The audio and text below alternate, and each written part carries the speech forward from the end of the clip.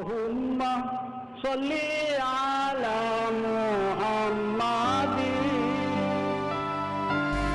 Kekejaman, pembunuhan, ancaman tidak mampu untuk memadamkan api Islam yang mulai menyinari kota Mekah dengan sekitarnya. Dengan begitu Rasulullah dengan pengorbanannya tidak peduli dengan ancamannya. Seluruh sahabat-sahabat siap untuk berkorban. Bukan hanya mengorbankan hartanya, tapi dia korbankan jiwanya. Sehingga sahabat-sahabat Rasulullah kalau mati di atas tempat tidur, dia mengeluh kepada Rasulullah, "Ya Rasulullah, mengapa saya tidak mati di perang Badar? Mengapa saya tidak mati di perang Uhud? Mengapa saya tidak mati di perang Tabuk? Mengapa saya tidak mati di perang Khandaq? Mengapa saya tidak mati di perang Hunain? Mengapa saya mati di atas tempat tidur Rasulullah? Sia-sia saya menghembuskan napas ini. Kalau seandainya saya mati di medan perang, maka saya tidak sia-sia menghembuskan napas ini." Subhanallah, sejauh itu mereka berkorbannya. Rasulullah berdakwah sampai ke Taif bukan seperti Sukron Ma'mun berdakwah. Saya berdakwah belum pidato sudah disiapkan makanan, minuman, disiapkan buah-buahan. Subhanallah, Rasulullah Nabi mau datang ke Taif bukan disambut dengan air aqua, bukan disambut dengan buah apel, tapi disambut dengan lemparan-lemparan batu, sehingga Rasulullah luka. Malaikat Jibril tidak terima. Dia menawarkan jasa sama Nabi Muhammad. "Hai Muhammad, angkat tanganmu ke langit, minta kepada Allah supaya penduduk Taif itu dijepit oleh bukit-bukit yang ada ini. Kami para malaikat siap untuk menjepit bangsa yang ada di Taif ini karena sangat berkhianat kepadamu." Apa jawab Rasulullah Jibril? "Bukan itu yang saya minta. Saya diutus kepada mereka. Kalau mereka mati semua, Jibril, kepada siapa saya nanti akan berdakwah?" Disitulah Rasulullah berdoa, "Allahumma hdi qaumi fa innahum la ya'lamun."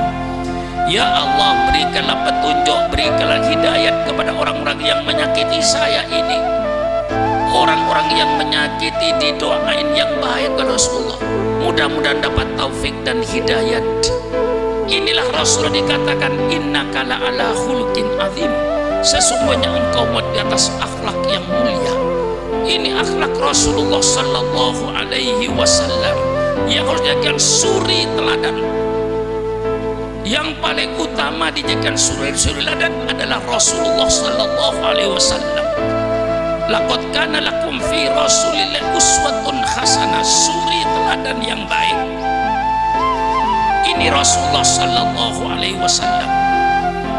Maka setelah dengan kekejaman, dengan ancaman, dengan pembunuhan, tidak mampu orang kafir Quraisy untuk memadamkan api Islam yang mulai bercahaya di kota Mekah dan sekitarnya. Orang-orang Quraisy merubah politiknya dengan politik embargo ekonomi, membekot ekonominya Rasulullah. Ditempelkan di pabrik tiang dia dinding Ka'bah, tertulis seluruh bangsa Arab dilarang mengadakan hubungan dagang dengan umat Islam, khususnya di bidang pangan, supaya Rasulullah dan sahabat-sahabatnya mati kelaparan. Ini dirasakan Rasulullah, bagaimana pahitnya berkorban memperjuangkan Islam ini sampai dibekot ekonominya. Maka kalau bangsa Irak, bangsa Libya yang pernah diembargo ekonominya oleh Amerika, saya katakan, hai bangsa Irak, hai bangsa Libya, bukan engkau yang pertama kali merasakan pahitnya embargo ekonomi. Nabimu 1400 tahun yang lalu sudah mengalami embargo ekonomi ini. Tapi rupanya embargo ekonomi pun tidak mampu untuk memadamkan api Islam ini. Bahkan api Islam semakin menerangi kota Mekah, semakin menerangi pelosok-pelosok sudut-sudut Mekah yang kedoliman itu disinari oleh cahaya Islam. Kemudian karena embargo ekonomi pun gagal, orang kafir Quraisy merubah lagi politiknya dengan politik damai. Pamannya Abu Thalib didatangi, hai Abu Thalib, engkau pamannya Muhammad. Muhammad itu ponakanmu, coba tanya sama ponakanmu itu maunya apa. Kalau ponakanmu ingin kedudukan, kami bangsa Mekah siap untuk mengangkat ponakanmu jadi raja, tapi dengan syarat berhenti menjalankan Islamnya. Abu Thalib tanya sama ponakanmu maunya apa. Kalau ponakanmu inginnya menjadi orang kaya, seluruh kekayaan bangsa Arab kami siapkan untuk Muhammad, sehingga Muhammad menjadi orang yang terkaya di kota Mekah ini, tapi dengan syarat berhenti menjalankan agamanya, berdakwahnya. Abu Thalib tanya sama ponakanmu yang bernama Muhammad itu apa maunya. Kalau dia ingin kawin dengan anak perawan di kota Mekah ini, saya kumpulkan semua anak perawan di kota Mekah.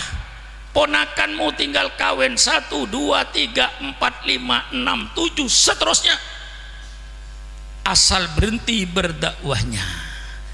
Lah ini saya ceritakan semua untuk dijadikan pertimbangan, ukuran oleh kita yang hidup ini semua. Seandainya penawaran itu ditawarkan sama kiai-kiai zaman sekarang, kira-kira bagaimana? Hah? Ya saudara jawab sendiri. Hai Sukron Makmun, asal kau berhenti jadi kiai, saya kasih kedudukan jadi menteri, asal berhenti jadi kiai. Hai Sukron Makmun, asal kau berhenti jadi kiai, mau minta duit berapa miliar, saya kasih kau, hanya dengan syarat berhenti menjalankan agamanya, berhenti jadi kiai. Banyak orang yang berhenti kiai karena jabatan. Yang asalnya kiai bisa ngaji, bisa ngaji, bisa ngaji, bisa ngaji, kalau sudah kasih jabatan tidak bisa lagi bisa ngaji, sudah sibuk dengan jabatannya. Nah di sini saudara-saudara, kalau ingin kawin dengan gadis-gadis, saya kumpulkan gadis-gadis semuanya, persilakan kawin kiai, asal berhenti menjalankan Islamnya. Ini sudah dialami Rasulullah Sallallahu Alaihi Wasallam dan pasti nanti akan dialami oleh umatnya. Pasti nanti umatnya akan ditawarkan kedudukan, jabatan, supaya berhenti berdakwahnya. Mungkin akan ditawarkan proyek supaya kiai nanti sibuk dengan proyeknya, tinggalkan dakwahnya. Mungkin kiai ditawarkan dengan istri-istri yang banyak supaya sibuk dengan istrinya, lupa ngajinya. Lah ini pelajaran yang sangat berharga yang dialami Rasulullah Sallallahu Alaihi Wasallam. Rasulullah jawab, hai pamanku, jangan itu yang ditawarkan. Letakkan bulan di tangan kiriku, letakkan matahari di tangan kananku. Aku tidak akan berhenti menjalankan Islam ini, tinggal pilih Islam jaya atau saya hancur. Subhanallah, subhanallah, subhanallah. Akibat pengorbanan inilah maka kita alhamdulillah Islam tersebar ke seluruh dunia, termasuk ke Indonesia. Inilah saudara-saudara, karena pengorbanan mereka, pengorbanan para sahabat, pengorbanan Rasulullah, alhamdulillah kita menjadi umatnya Nabi Muhammad Sallallahu Alaihi Wasallam, yang pada malam ini kita rayakan merasa gembira Siapa bilang Rasulullah tidak memperingati hari kelahirnya? Hanya orang-orang yang mengajinya tidak sempurna yang mengatakan Nabi tidak pernah memperingati maulidnya. Persilakan Anda baca kitab Riyadhus Shalihin, persilakan Anda baca kitab Shahihu Muslim, persilakan Anda baca Shahihul Bukhari. An Abi Qatadah radhiyallahu an su'ilan Nabi sallallahu alaihi wasallam an shaumi yaumil itsnin qal yaumun wulidtu fi.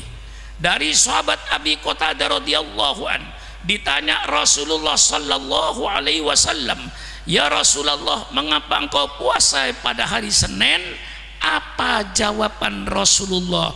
Saya puasa hari Senin, yaitu hari kelahiran saya. Rasulullah memperingati hari kelahirannya dengan berpuasa hari Senin. Diperintahkan umatnya untuk puasa hari Senin dalam rangka menghormati hari kelahiran junjungan kita Nabi besar Muhammad sallallahu alaihi wasallam.